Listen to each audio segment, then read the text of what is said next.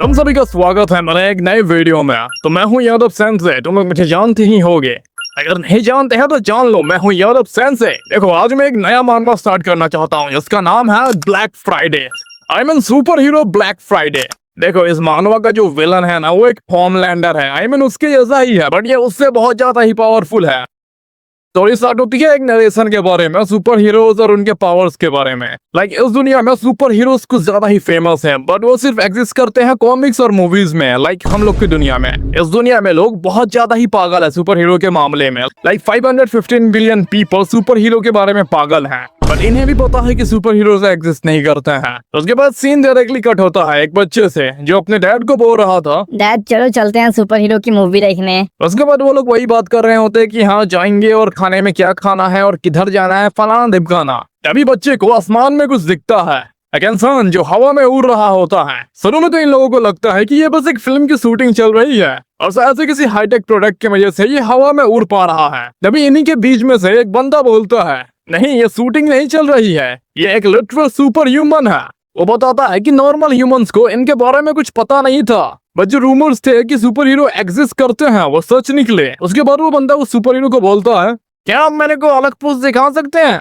और सोचो ये बंदा क्या करता है, वो एक ही एनर्जी ब्लास्ट के साथ इसका मुंडी ही उड़ा देता है। उसके बाद इन सभी के बीच में हल्ला गुल्ला हो जाता है, ये लोग चिल्लाने लगते हैं और अपनी जान बचाने के लिए भागने लगते हैं। उसके बाद वो सुपर हीरो जोर से चिल्लाता है। उसके बाद वो बोलता है, फाइनली चुप हो गए। और फिर पूछता है, क्या तुम सभी लोग ये साउंड सुन रहे हो? और तभी हम देखते हैं कि उस सुपर विलन ने सारे के सारे ऊपर से मेटेओरॉइड्स को उनके ऊपर गिरा दिया। आई मीन गिरा रहा है। और नरेशन में हमें बताया जाता है कि एक सुपर ह्यूमन की आने की वजह से इंसानियत एक भयंकर विनाशक संकट में आ चुका है। डैम, क्या ही हिंदी बोली मैंने। और असली सुपर हीरो तो पूरी दुनिया को डिस्ट्रॉय करके बहुत एंजॉय कर रहा है। उसके बाद डे 2 होता है। डे 2 में यूनाइटेड स्टेट्स कंप्लीटली डिस्ट्रॉय हो चुका है। डे 3 में ग्रीनलैंड भी डिस्ट्रॉय हो चुका होता है। और डे 4 पे नॉर्थन फ्रांस भी डिस्ट्रॉय हो चुका होता है। सिर्फ 5 दिन में 57% वर्ल्ड डिस्ट्रॉय हो चुका होता है। उसके बाद हम सुपर विलन को देखते हैं जो अर्थ को स्पेस से देख रहा होता है और उसका नाम है फ्राइडे। और फ्राइडे को सबक सिखाने के लिए वर्ल्ड वाइड गवर्नमेंट एक टीम बनाती है। यहाँ डिफरेंट कंट्रीज के लीडर्स, रिप्रेजेंटेटिव्स आए होते हैं जो डिसाइड करते हैं कि उस मॉन्स्टर के साथ क्या किया जाएगा। उसके बाद सीन शिफ्ट होता है फ्राइडे पे, जो एक आइलैंड पे आराम से चिल कर रहा होता है। तभी उसके ऊपर एक मैसिव हाइड्रोजन बॉम्ब फेंक दिया जाता है। हाँ, वर्ल्ड के सारे लीडर्स ने डिसाइड किया था कि इसके अगेंस्ट न्यूक्लियर वेपन्स का यूज किया जाएगा और ये वेपन्स इतने पावरफुल होते हैं कि इसका इम्पैक्ट स्पेस से भी देख सकते हैं। बट गेस व्हाट, इस अटैक में 3-4 कंट्रीज खत्म हो चुके हैं, बट फ्राइडे, ये विलन जिसके ऊपर हाइड्रोजन बॉम्ब गिरा था, वो अभी भी कंप्लीटली अनहार्म्ड है। इसके बाद सीन शिफ्ट होता है अमेरिका पे। यहाँ न्यूज में फ्राइडे को दिखाया जाता है। आई मीन फ्राइडे को एज अ सुपर ह्यूमन दिखाया जाता है जो पूरी दुनिया को डिस्ट्रॉय कर रहा है। और यहाँ अपना प्रेसिडेंट बोलता है कि इवन न्यूक्लियर वेपन्स भी हेल्पलेस हैं उसके against. What the hell is that crazy busters identity? इस प्रेसिडेंट का नाम है जेम्स लोगन, प्रेसिडेंट ऑफ यूनाइटेड स्टेट्स। ये बंदा थोड़ा डोनाल्ड ट्रम्प जैसा लग रहा है। और तभी एक बंदा आके बताता है कि फ्राइडे इन सभी के पास आ रहा है और वो ऑलमोस्ट कैपिटल तक पहुंच चुका है और वो स्पेशली प्रेसिडेंट को देखना चाहता है। सीन शिफ्ट होता है जहां बहुत सारे सोल्जर्स भी खड़े हैं। उसके बाद प्रेसिडेंट सोचता है, पूरी दुनिया हमें देख रही है, मुझे कॉन्फिडेंस दिखाना पड़ेगा क्योंकि मैं इंसानियत को रिप्रेजेंट कर रहा हूँ। उसके बाद वो जाके फ्राइडे के सामने खड़ा हो जाता है। देखो, अपना president almost 6 feet something inch होगा और फ्राइडे लगभग 7 या फिर 8 फीट का होगा जहाँ तक लग रहा है। जेम्स बोलता है कि उससे मिलकर उससे अच्छा लगा और वो यूनाइटेड स्टेट्स का प्रेसिडेंट है, जेम्स लोगन। फ्राइडे उसे देखकर बेसिकली ये समझना चाहता था कि क्या ही होता है इंसानियत का रिप्रेजेंटेटिव। वो बोलता है कि वो इस मोमेंट को लेकर बहुत एक्साइटेड था और वो 1 हफ्ते तक सोया भी नहीं था। प्रेसिडेंट सीधा पॉइंट पे आता है और पूछता है, तुम्हें आखिर चाहिए क्या? और फ्राइडे बोलता है, मुझे क्या चाहिए? और उसके बाद ही फ्राइडे प्रेसिडेंट के सीने में अपना हाथ घुसा देता है। मुझे तेरी मौत चाहिए, मैं मरा जा रहा हूँ ये जानने के लिए कि तू अगर मरेगा तो इंसान कैसे रिएक्ट करेंगे। और उसके बाद ही सारे के सारे सोल्जर्स फ्राइडे पे अटैक करने लगते हैं क्योंकि उसने प्रेसिडेंट को मार दिया। और एग्जैक्टली यही फ्राइडे देखना चाहता था कि ह्यूमंस कैसे रिएक्ट करते हैं, बट वो आगे बढ़ता है और बुलेट्स उसके सामने कुछ भी काम नहीं कर रहे हैं क्योंकि ये बेसिकली एक सुपरमैन है। उसके बाद वो कैमरा के सामने आता है और बेसिकली दुनिया से एक क्वेश्चन करता है, क्या तुम सभी को लगता है कि मैं सही में बुरा हूँ? मैं फिर से बुरा बन गया, फिर वो अपनी ट्रेजिक बैक स्टोरी बताना शुरू कर देता है कि जब वो छोटा था उसकी फैमिली बहुत पुअर थी, गरीब थी, कि हर दिन उनका वक्त कचरे के डब्बों में खाना और काम की चीजें तलाश करने में गुजरता था, वो भी सिर्फ जिंदा रहने के लिए। फिर एक दिन उसकी माँ की तबीयत अचानक से खराब हो गई और अगर उसे हॉस्पिटल में एक अच्छा ट्रीटमेंट मिल जाता तो शायद वो बच भी जाती, बट उस ट्रीटमेंट के लिए हमारे पास पैसे नहीं थे। और इसी के बाद उसका फादर अल्कोहल एडिक्ट हो गया और अल्कोहल चुराते वक्त पुलिस ने उसे गोली मार दी और वो उधर पे ही मर गया। फ्राइडे बेसिकली बताता है कि उसकी लाइफ कितनी मिसरेबल थी, लेकिन उस दुनिया को उससे कुछ मतलब ही नहीं था। और फिर वो दुनिया से बेसिकली पूछता है, ये कहानी तुम लोगों के लिए भी आंसू निकालने वाली थी ना, बट तुम्हें पता है ये सब झूठ था। फ्राइडे का ये पागलपन और अमेरिकन प्रेसिडेंट की मौत को पूरी दुनिया में एक साथ ब्रोडकास्ट करना मतलब लोगों की गान फाड़ने के लिए इनफ था। इसका मतलब यह था कि इंसानियत में जो थोड़ी उम्मीद बची थी वो भी धीरे धीरे खत्म हो रही है, लेकिन उम्मीद की एक छोटी सी चिंगारी अभी भी बाकी है। उसके बाद सीन शिफ्ट होता है एक सीक्रेट हाइडआउट पे, जहाँ कुछ लोग जमीन के बहुत नीचे एक वेपन बना रहे होते हैं। यहाँ एक सीक्रेट अंडरग्राउंड मिसाइल बेस होता है और एक साइंटिस्ट बताता है कि नेपच्यून स्पीयर स्मूथली वर्क कर रहा है और ये अगले हफ्ते तक रेडी हो जाएगा। तभी एक बुद्धा आदमी बोलता है कि अब वक्त आ चुका है, वो फ्राइडे को दिखाएंगे कि इंसानियत इतनी आसानी से हार नहीं मानती है। और उस बुढ़ाऊ का नाम है यकीन, world wide force base commander. लेकिन तभी फ्राइडे वहां आ जाता है, सब लोग की जान फट के चार हो जाती है, क्योंकि अचानक से फ्राइडे वहां कैसे पहुंच गया, क्योंकि ये बेस जमीन से लगभग 250 मीटर नीचे बनी हुई है। और तभी सबको पता लगता है कि फ्राइडे उनका सीक्रेट वेपन बेस सब चीज देख चुका है। फ्राइडे बिल्कुल क्वेजुअली उन वेपन्स को देखते हुए पूछता है, अरे वाह, तुम लोगों ने कुछ इंटरेस्टिंग बनाया है। एक बंदा बेस कमांडर को देख कर समझ जाता है कि अब उनका गेम खत्म हो चुका है। उसके बाद सोल्जर्स फ्राइडे के सामने मरने लगते हैं। तभी अपना बुढ़ाऊ कमांडर डॉक्टर जो श्योंग हान को ऑर्डर देता है कि सिविलियंस और रिसर्चर्स को लेकर वहां से निकल जाए और वो उनसे बताता है कि अब से तुम ही लीडर हो। डॉक्टर जो श्योंग हान कंफ्यूज होकर पूछता है कि इसका मतलब क्या है, अब यहाँ से भागने का क्या फायदा होगा, यहाँ पे कुछ पॉइंट नहीं है क्योंकि उनके सामने फ्राइडे आ चुका है। लेकिन कमांडर उसकी बात को इग्नोर करता है और वो बस इतना ही चाहता है कि डॉक्टर जो बस किसी तरह जिंदा रहे और जो लोग भी अभी भी इंसानियत को बचाना चाहते हैं, बचाने के लिए लड़ना चाहते हैं, जो अपने लोग और अपनी फैमिलीज के लिए लड़ना चाहते हैं, उन सबको एक साथ जमा करे ताकि फ्यूचर में वो फ्राइडे का दिखा सके कि इंसानियत कभी भी हार नहीं मानती है। डॉक्टर श्योंग हान फाइनली मान जाता है और बोलता है कि उनके साथ काम करना एक ऑनर था। उसके बाद वो वहां से भाग जाता है। बस कल पगले रुलाएगा क्या। उसके बाद सारे के सारे सोल्जर्स फ्राइडे पे फायर करने के लिए रेडी हो जाते हैं। कमांडर अपने सोल्जर्स को देखते हुए बोलता है, तुम सभी को लीड करना एक ऑनर था, चाहे दुनिया आप सभी को याद रखे या ना रखे, लेकिन मैं आप सभी को याद रखूंगा। उसके बाद वो अपनी गन निकालता है और सारे के सारे सोल्जर्स भी फ्राइडे के ऊपर फायर करना स्टार्ट कर देते हैं। और फिर सीन एकदम से कट होता है और हमें एक बंदे को दिखाया जाता है जो हिरन का शिकार कर रहा है। सलमान खान रेफरेंस? ओ ना, ये बंदा वो बंदा नहीं है, डॉक्टर जो सिंह हान नहीं है, ये अलग है। इसका नाम है बैक डोहा जो 27 इयर्स का है। वो बताता है कि फ्राइडे वाले इंसिडेंट को 5 साल बीत चुके हैं और अब हम सियोल साउथ कोरिया में हैं, जहाँ फ्राइडे की वजह से सब कुछ डिस्ट्रॉय हो चुका है। उसके बाद वो अपना शिकार को लेके अपने घर की तरफ जा रहा होता है। घर पहुंचते ही उसे कुछ बच्चे दिखते हैं जो आपस में खेल रहे होते हैं। वो उनसे पूछता है कि क्या कर रहे हो। उन्हें पता था कि दोहुआ हिरन को मार के जरूर लाएगा। इसी बात पे उस बच्ची ने एक शर्त लगाई थी और वो जीत भी गई, उसे चॉकलेट भी मिली। लेकिन छोटा लड़का चॉकलेट लेके भाग जाता है। बच्ची उसके पीछे भागती है और बोलती है कि चॉकलेट वापस दे, और वो लड़का उल्टा बोलता है, तुम्हें क्या लगा था कि मैं तुम्हें चॉकलेट दे दूंगा। भागते भागते ये तीनों दूसरे बच्चे की ड्राइंग के ऊपर पैर रख देते हैं और उसकी ड्राइंग बिगाड़ देते हैं और वो बच्चा भी इनके पीछे भागने लगता है। दोहा इन सभी को देखकर बताता है कि सियोल में सब कुछ बर्बाद हो चुका है, लेकिन ये छोटा सा घर अभी भी एक ऐसी जगह है जहां अभी भी शोर और जिंदगी सुनाई देती है और यही उनका छुपा हुआ ठिकाना भी है।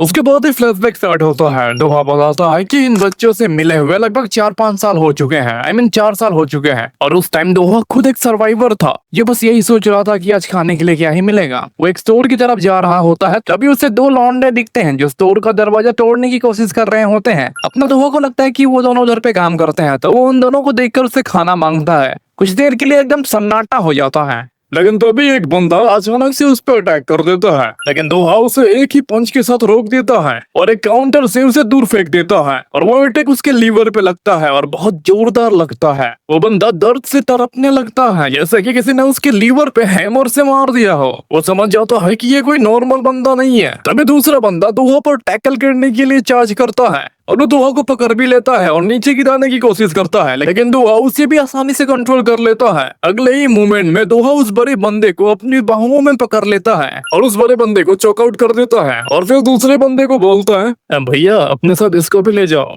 और वो दोनों वहीं से निकल जाते हैं। दोहा अपने नूडल्स को लेकर जाने लगता है, लेकिन तभी उसे पीछे के रूम से कुछ बच्चों की आवाज सुनाई देती है। वहाँ 3 बच्चे एक बीमार और बेहोश औरत को प्रोटेक्ट कर रहे होते हैं और ये बच्चे आपस में ही लड़ रहे होते हैं कि किसकी वजह से ये सिचुएशन आई है। एक बच्चा बोलता है कि ऐसे मोमेंट में लड़ना नहीं चाहिए और सबको साथ में मिलकर काम करना चाहिए, लेकिन दूसरी बच्ची तुरंत उसे ब्लेम करती है कि स्टोर जाने का आइडिया उसी का था। सो बेसिकली ये तीनों बच्चे आपस में ही लड़ रहे हैं कि ये सिचुएशन किसकी वजह से हुई है। तभी एक बच्चा दोहा पर अटैक कर देता है, लेकिन ऑब्वियसली उससे दोहा का कुछ भी बिगड़ता नहीं है। एक बच्चे अपना इंट्रोडक्शन देता है कि उसका नाम जुंग सिंह है और वो बस 9 साल का है। वो सोचता है कि अब उसका बेसबॉल का टैलेंट दिखाने का टाइम आ चुका है। वो अपना बेसबॉल बैट को पूरी ताकत से स्विंग करता है, लेकिन गलती से अपने ही दोस्त को मार देता है। फिर भी बच्चे दोहा को रोकने की कोशिश करते हैं, लेकिन दोहा उनकी बकवास को इग्नोर करता है और बीमार लड़की के पास जाने लगता है। वो चेक करता है तो पता चलता है कि उसे बहुत तेज फीवर है। दोहा अपने बैग से एक मेडिसिन निकालता है और उन बच्चों को दे देता है। वो उन्हें समझाता है कि ये फीवर की दवाई है और उसे 2 टाइम ये देने से वो जल्दी ही ठीक हो जाएगी। फिर दोहा बोलता है कि वो सिर्फ स्टोर आया था कुछ खाना लेने के लिए। अगर उसकी वजह से बच्चे डर गए हैं तो वो माफी मांगता है और वहाँ से चला जाता है। लेकिन उसके जाने के बाद बच्ची समझ जाती है कि अगर उन्हें जिंदा रहना है तो उन्हें एक डिसीजन लेना पड़ेगा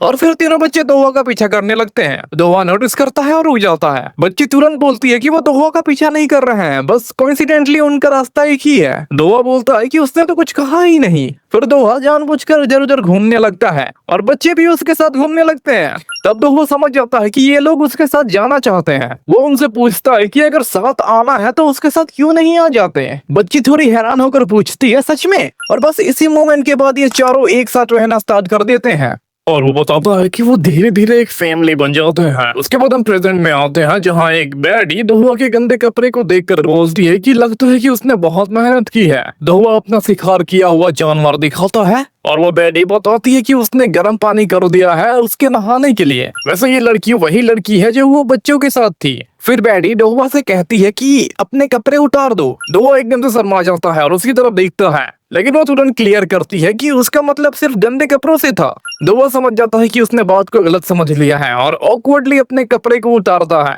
और इसे ही दोहा अपने जैकेट को निकालता है। तब हमें पता लगता है कि इसका बॉडी कुछ ज्यादा ही परफेक्ट है। आई मीन बंदा प्रॉपरली स्ट्रेटेड है। और उसके बाद अपनी बैडी बोलती है कि उसकी बॉडी और भी ज्यादा लीन और परफेक्ट हो चुकी है। मतलब ये इनडायरेक्टली अपना दोहा को वो हॉट बोल रही है और जाते जाते दोहा को उसकी फ्यूचर लव लाइफ को लेकर टीज करती है और पूछती है कि आखिर वो किस लड़की को अपने साथ लेकर जाएगा।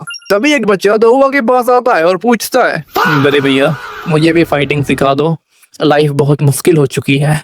लगता है कि इस बच्चे को उस बच्चे ने कूट दिया है।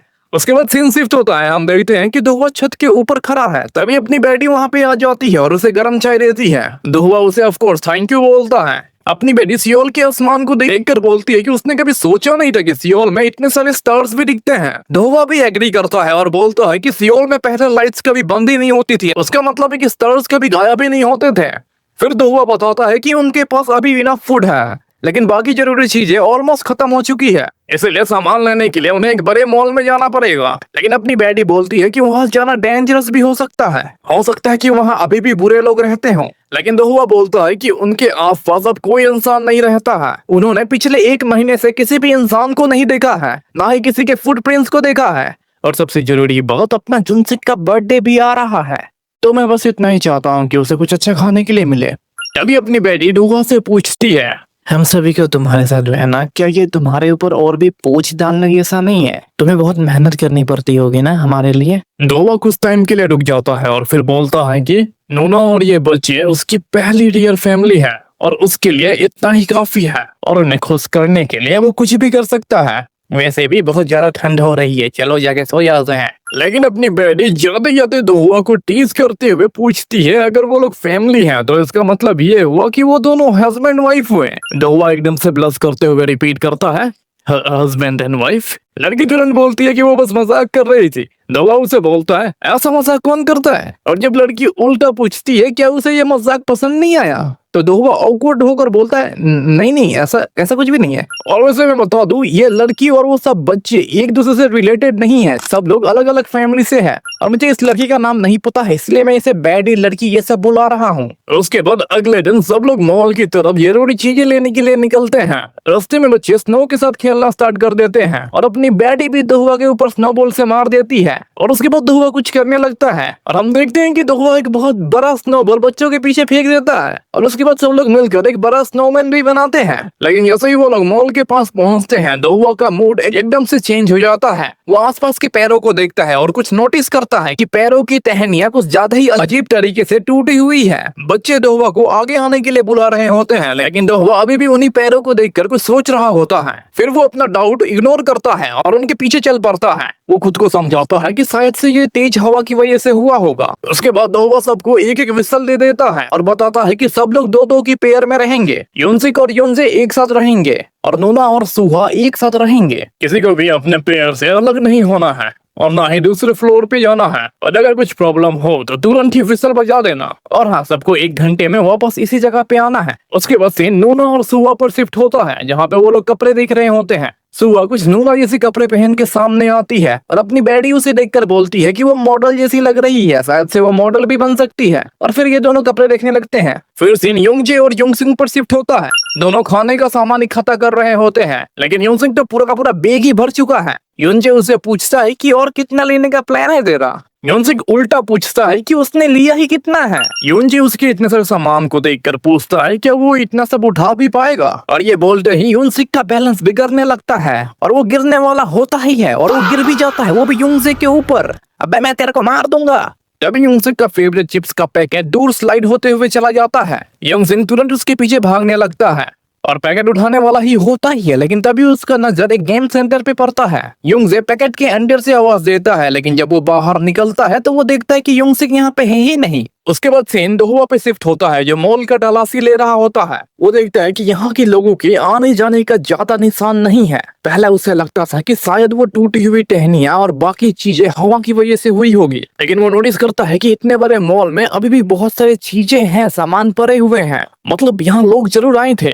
दोहुआ एक दरवाजा खोलता है और सोचता है कि क्या लोग बिना कुछ लिए ही चले गए या फिर यहाँ से निकल ही नहीं पाए। और अंदर का सीन देखकर उसे आंसर मिल जाता है। बहुत सारे ह्यूमन स्केलेटन्स पड़े हुए हैं। ये वो लोग थे जो मॉल से बाहर नहीं निकल पाए। अब इस दुनिया में ज्यादा से ज्यादा डेड बॉडीज रह गई है। दोहुआ उन स्केलेटन्स के ऊपर कपड़ा डाल देता है। अब चाहे पसंद हो या नहीं, अब हम लोगों को इसकी आदत हो चुकी है। और फ्लैशबैक के दौरान हमें बताया जाता है कि जब न्यूज अच्छी तरीके से काम कर रही थी, तब तक रिकॉर्ड के हिसाब से लगभग 5.7 बिलियन लोग मर चुके थे।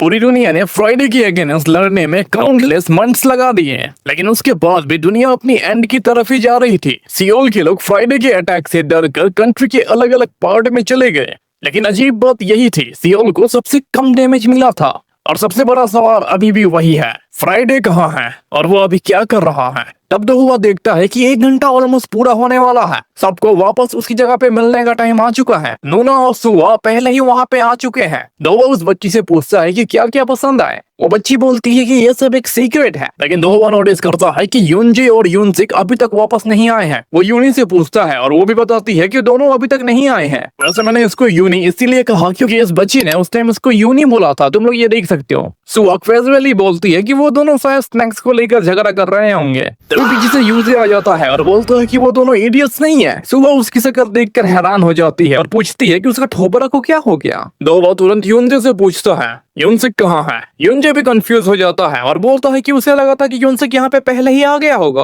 दोहुआ का फेस एक्सप्रेशन तुरंत सीरियस हो जाता है। वो नूना को एक गन देता है और बोलता है कि दोनों बच्चों को लेकर इंजन रूम में चली जाए। वो सेफ जगह है क्योंकि दोहुआ पहले ही उसे चेक कर चुका है। अब दोहुआ खुद उसी जगह पे जाएगा जहाँ युनजे ने युनसिक को आखिरी बार देखा था। नूना गन को देखकर पूछती है अगर वो गन उसे दे देगा तो वो खुद क्या करेगा। दोहुआ उसे टेंशन ना लेने के लिए बोलता है और मजाक में बोलता है ये तो हस्बैंड का काम होता है ना। दोनों एकदम से कंफ्यूज हो जाती है। हस्बैंड? दोवा तुरंत बोलता है कि वो मजाक कर रहा था। फिर वो सबको बोलता है कि अगर यूनसिक किसी को मिले तो तुरंत ही सीटी बजाए। अब सब लोग यूनसिक को ढूंढना स्टार्ट कर देते हैं। यूनसिक गुस्से में बोलता है कि अगर यूनसिक वापस नहीं आया तो उसे पक्का मार देगा। दोहा यूनसिक को ढूंढते ढूंढते उसी जगह पे पहुंच जाता है जहाँ पे यूनसिक गायब हुआ था। वहाँ उसे यूनसिक का चिप्स का पैकेट मिलता है। तभी उसको गेम के सेंटर के अंदर से आवाज आती है और दोहा अंदर जाता है और यहाँ पे ये गधा आराम से बैठकर गेम खेल रहा होता है। दोहा हैरान होकर पूछता है कि ये यहाँ पे क्या कर रहा है। यूनसिक यहाँ पे उल्टा दोहा से बोलता है कि मेरे साथ गेम खेलोगे भैया। दोहा उसे गुस्से में बोलता है कि बकवास बंद करो और उठ जाओ। दोहा गुस्से में बोलता है कि बकवास बंद करो और उठ जाओ। सब लोग उसके लिए कितने वरीड है क्या तुम्हें पता है। और वो मजाक में बोलता है कि घर जाने के बाद 1 हफ्ते तक उसे कोई भी स्नैक्स नहीं मिलेगी। यूनसिक बोलता है कि वो खुद नहीं बैठा यहाँ पे एक बुढ़े आदमी ने उसे गेम खेलने के लिए बोला था। Old man? यूनसिक हाँ बोलता है और फिर वो कैजुअली बताता है कि बुढ़ा गेम में बहुत खराब है और जब जब वो हारा है इस बच्चे ने उसकी सर पे एक टपली मारी है। दोहा ये सुनते ही अपना वेपन निकालने लगता है और आगे बढ़ता है और तभी उसकी नजर सामने बैठे हुए आदमी पर पड़ती है। वो आदमी गेम खेलते हुए बोलता है, अरे यार मैं फिर से हार गया। दोहा का दिमाग लिटरली फ्रीज हो जाता है क्योंकि उसके सामने कोई नॉर्मल बुढ़ा नहीं है, वो फ्राइडे है। फ्राइडे बताता है कि वो लगातार 9वीं बार हार चुका है और अगर वो ऐसे ही हारता रहा तो उसे फिर से बच्चे के हाथ से मार खानी पड़ेगी। और वो बताता है कि यूनसिक का जो टपली मारा था उसे दर्द भी कर रहा है। और ये सब बोलते बोलते फ्राइडे इरिटेट हो जाता है और वो गुस्से में बोलता है ये बहुत इरिटेटिंग है।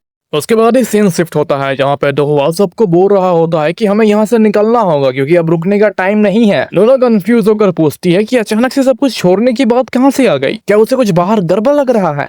फिर से सीन फ्राइडे वाले सीन पर शिफ्ट होता है। दोहा के माइंड में बस एक ही चीज चल रही होती है, सोचने का टाइम नहीं है। मैं इसे एंड तक होल्ड करके रखूंगा, अगर मैं यहाँ रुक गया तो मेरी फैमिली बच सकती है। और ये सोचते हुए दोहा फ्राइडे की तरफ एग्रेसिवली बढ़ने लगता है। फ्राइडे दोहा का शक्ल देखते हुए बोलता है वो हार गया गेम में, इसका मतलब ये नहीं है कि वो दोहा को हर्ट करेगा, वो बस इसीलिए इरिटेट है क्योंकि वो बार बार हार रहा है। लेकिन गेम के बाद उसने बच्चे से एक प्रॉमिस किया था हाइड एंड सीक खेलने का, और याद रखना मैं फिर से नहीं हारने वाला। इसीलिए वो दोहा को बेसिकली बोलता है कि जितनी जल्दी हो सके वहां से निकल जाओ क्योंकि नेक्स्ट टाइम वो हारेगा नहीं। सीन खत्म होने से पहले दोहा बस एक ही चीज सोचता है, चाहे कुछ भी हो जाए मुझे अपनी फैमिली को प्रोटेक्ट करना है, बचाना है। उधर नोना को कुछ समझ नहीं आ रहा होता है कि क्या हो रहा है। वो दोहा से पूछता है कि आखिर बोलना क्या चाहते हो। उसके बाद दोहा अचानक से एक दरवाजा खोलता है और बाहर देखता है कि बहुत सारे गिफ्ट के बॉक्सेस पड़े हुए हैं। दोहा समझ जाता है कि अब और रुकने का टाइम नहीं है। वो सबको जल्दी से निकलने के लिए बोलता है, अभी के अभी। फिर हमें दोहा की एक पुरानी मेमोरी को दिखाई जाती है जहाँ कुछ बच्चे नंबर 1 आने को लेकर बहुत ज्यादा ही खुश हैं। दोहा उन्हें देखकर सोच रहा होता है क्या ये बच्चा सच में नंबर 1 आने से इतना खुश है, क्या उसकी हैप्पीनेस के पीछे कोई और भी रीजन है। फिर वो खुद सोचता है खुश होने का मतलब क्या होता है। तभी उस बच्चे की मम्मी आती है और उसे पूछती है कि क्यों रो रहे हो। वो उसे समझाती है कि उसने बहुत अच्छा किया है और नंबर 1 आने के बाद भी सबसे वो कूल है। दोहा समझ जाता है कि वो बच्चा नंबर 1 बनने के लिए अपनी फैमिली से प्रेस चाहता है, मतलब अपनी फैमिली से तारीफ सुनना चाहता है। हर एक बच्चे की ख्वाहिश होती है ना कि अब उसके पेरेंट्स उसका तारीफ करें, वही टाइप।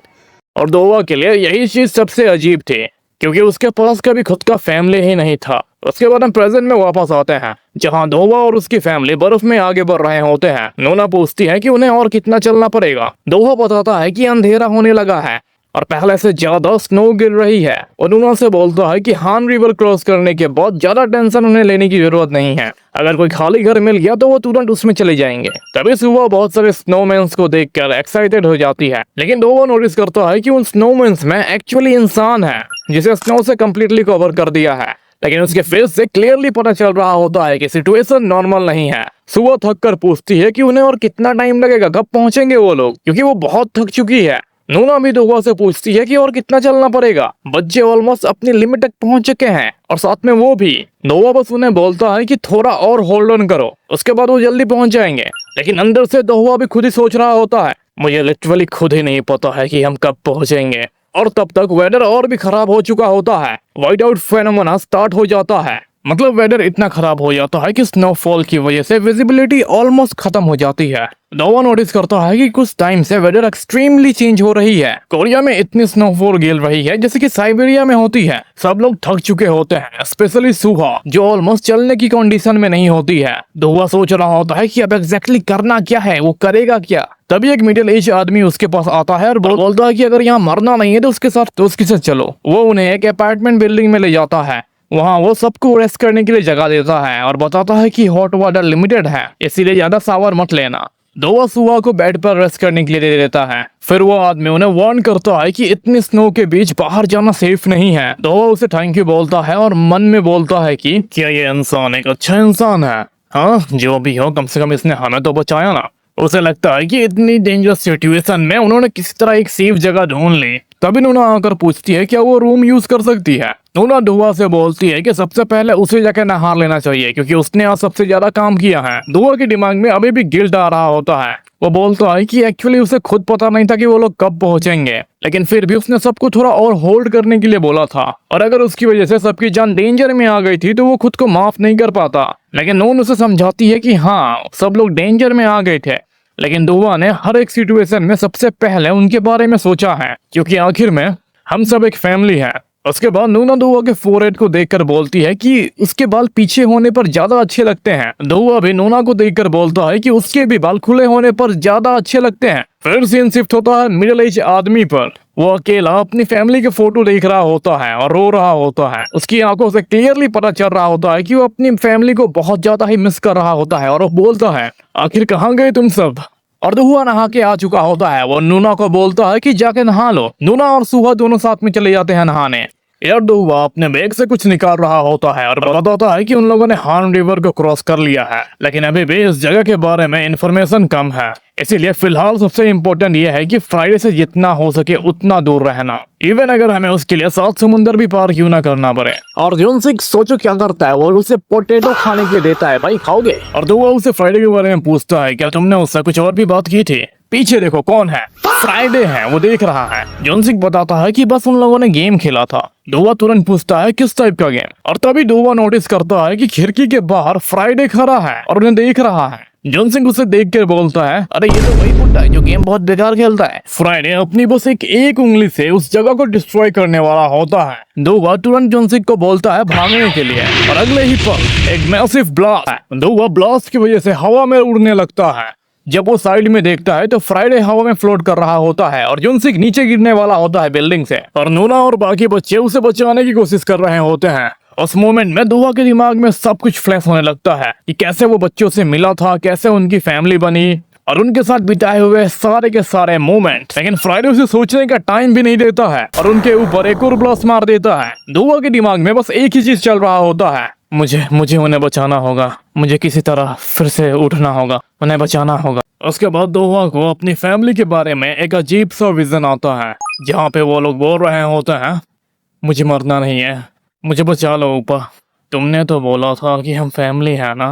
और ये सुनते ही दुआ अचानक से उठ जाता है और रोते हुए बोलता है, मैं तुम्हें बहुत जल्दी बचा लूंगा, मैं सबको बचा लूंगा। और फॉर्चुनेटली दुआ जिंदा होता है और साथ में वो आदमी भी। वो आदमी बोलता है, शायद नौ के नीचे दब जाने की वजह से हम लोग बच गए। वो बताता है कि दुआ के फैमिली के बारे में अभी तक उसे कुछ पता नहीं है। और जब दुआ पीछे देखता है तो उनका अपार्टमेंट कंप्लीटली टूट चुका होता है। दुआ तुरंत अपनी फैमिली को ढूंढना स्टार्ट कर देता है। क्या तुम लोग मेरी आवाज सुन सकते हो, बोलो, जवाब दो।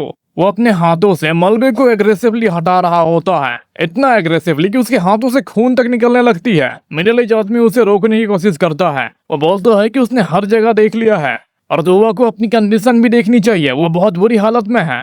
लेकिन दुआ गुस्से और आंसुओं में बोलता है, एक बुढ़ा आदमी कैसे डिसाइड कर सकता है कि कोई जिंदा है या फिर मर चुका है।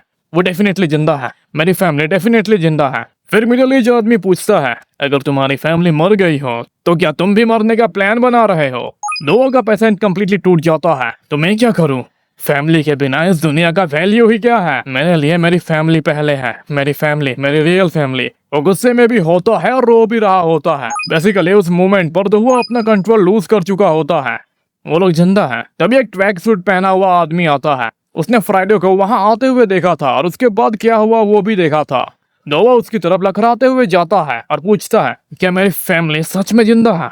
चारों के चारों ना मैं इजीली तुम्हें नहीं बता सकता क्योंकि मुझे भूख लगी है। अगर दोवा उसे खाने के लिए ला के देता है और स्पेशली स्पाइसी टूना भी ला के देता है तो उसे सब कुछ बता देगा और याद भी आ जाएगा उसे।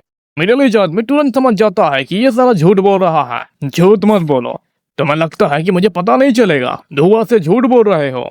और ये सुनते ही ट्रैक पैंट वाला आदमी गुस्से में आ जाता है। कमीने, तुम्हें क्या लगता है कि मैं एक बुरा इंसान हूँ? बहुत हो गया, अगर सुनना नहीं है तो इग्नोर कर दो। ना तुम्हारी हेल्थ ठीक है, तुम हेल्प कर सकते हो। स्पाइसी टूना के अलावा और भी कुछ चाहिए तुम्हें? मैं सब कुछ ला कर दूंगा। वो आदमी फिर स्पाइसी टूना के अलावा बहुत कुछ बोलता है। दोवा तुरंत बाहर जाने के लिए रेडी हो जाता है। मिडिल एज आदमी उसे रोक कर पूछता है क्या वो सच में उस आदमी पर भरोसा करने वाला है? ऐसे टाइम पे तुम्हें दिमाग से काम लेना चाहिए। वो कमीना तुम्हारी फैमिली को हॉस्टेज बनाकर तुम्हें यूज कर रहा है। चाहे वो झूठ बोल रहा हो या नहीं, मुझे कुछ तो कुछ करना पड़ेगा। मुझे पता लगाना होगा। मुझे समझ नहीं आ रहा है कि वो बुढ़ा आदमी ऐसा क्यों कर रहा है। हम इतने भी क्लोज नहीं हैं, राइट? और तुम नहीं जानते हो कि फैमिली को खोना कैसा होता है। और हमें पता है कि उसने भी अपनी फैमिली को खो दी है। हो सकता है कि तुम सही हो, लेकिन यह दुनिया छोटी से छोटी होप पे फायदा उठा लेती है। इतनी मुश्किल से बचने के बाद आसानी से मत मरना, आखिर तक जिंदा रहना। दोवा उसे थैंक यू बोलता है। उसके बाद हमें एक फ्लैशबैक दिखाया जाता है। नूना दोवा को बताती है कि बच्चे अभी तक नहीं आए हैं। उसने उन्हें बाहर जाने के लिए दिया था क्योंकि उन लोगों ने बोला था कि वो लोग जल्दी आ जाएंगे। और नूना अभी खुद को ब्लेम कर रही होती है। दोवा उसे काम करते हुए बोलता है ऐसा कुछ भी नहीं हुआ होगा, मैं जाकर उन्हें देखता हूँ, तुम घर पर ही रहना। शाम हो जाती है और दोवा वापस आ जाता है। वो सोचता है कि बच्चे अब तक तो घर आ चुके होंगे, लेकिन वो जैसे ही दरवाजा खोलता है उससे एक सरप्राइज मिलता है। पूरी फैमिली ने दोवा के लिए बर्थडे सेलिब्रेट करने का प्लान बनाया होता है, तो बच्चे इसीलिए गायब हुए थे। और वैसे भी आज मेरा बर्थडे नहीं है। आज एग्जैक्टली 1 साल हो चुका है जब आपने हम सभी को बचाया था और आपको अपनी बर्थडे पता नहीं थी, इसीलिए मैंने डिसाइड किया कि आज आपका बर्थडे होगा। नूना उससे माफी मांगता है और बोलता है कि बच्चों ने खुद बोला था कि उन्हें केक बनाना है खुद से, लेकिन जैसे ही केक आता है जुनसिक उसे खा लेता है। ये सब याद करके दोवा को समझ आता है कि उस दिन उसने फैमिली का असली प्यार क्या होता है, वो हैप्पीनेस क्या होती है, पहली बार फील किया था। फिर सीन प्रेजेंट में आता है। दोवा उस मोटे आदमी के लिए बहुत सारे खाने के लिए लाया होता है। वो बोलता है अब मुझे पता नहीं था कि तुम्हें क्या क्या पसंद है, इसलिए मैं सब कुछ ले आया। अब बताओ मेरी फैमिली कहाँ है? वो मोटा आदमी बोलता है दोवा को कि ध्यान से सुनो, फ्राइडे आया, हवा में उड़ते हुए अपार्टमेंट को ब्लास्ट किया और फिर वहां से गायब हो गया। दोवा को समझ नहीं आता है कि वो क्या बोलना चाहता है। वो पूछता है इसका मतलब क्या है? मैंने सही से सुना नहीं, यार फिर से बोलना। मोटा आदमी फिर खाने का एक्सक्यूज देता है और बोलता है कि शायद अगर दोवा और भी स्पाइसी टूना लेकर आता तो उसे शायद से याद आ पाता। दोवा बोलता है तूने मुझसे झूठ बोला, तेरी हिम्मत कैसे हुई? तूने मेरी फैमिली को यूज किया। अपनी फैमिली को लेकर इतना एटीट्यूड मत दिखा। सिर्फ तुम्हारी ही फैमिली नहीं है, उसके बाद हम उसके पीछे बहुत सारे हट्टे कट्टे इंसान को देखते हैं। उनमें से एक दोवा को प्रोवोक करते हुए बोलता है तुम बहुत अच्छी एक्टिंग करते हो, लेकिन तुम्हारी एटीट्यूड बहुत खराब है। तुमने गलत आदमी को छेड़ दिया, हमने लोगों को भी मारा है। फिर एक आदमी दोवा का फैमिली को घटिया बोलता है और स्पेशली नूना को बॉडी को लेकर, और बस एक पंच दोवा उसके मुंह पर इतना पावरफुल पंच मारता है कि वो हवा में उड़ जाता है। और फिर दोवा दूसरा पंच मारकर उसे जमीन में चिपका देता है और उसके बाद लगातार पंचेस मारने लगता है। मोटा आदमी घबरा कर बोलता है कमीने, बात करते हुए मारना चीटिंग है, ऐसे मारता रहा तो तू इसे मार ही देगा। दोवा बिल्कुल कामली बोलता है मुझे पता है, इसलिए तो मैं श्योर हूँ कि मैं इसे मार ही दूंगा। तुमने बोला था कि तुम्हारा पहली बार नहीं है लोगों को मारना, क्या ही कोइंसिडेंस है, ये मेरा भी फर्स्ट टाइम नहीं है। उसके बाद ये चैप्टर यहीं पे खत्म हो जाता है। अगर देखो तुम सभी को चैप्टर अच्छा लगा है तो भर भर के प्यार दो, सब्सक्राइब करो, लाइक करो, शेयर करो, और 1 या फिर 2 हफ्ते के बाद मैं ला दूंगा, नेक्स्ट पार्ट ला दूंगा ऑफ कोर्स। तब तक के लिए सब्सक्राइब करो, सावधान रहें, सतर्क रहें और फेक लोगों से बच के रहें।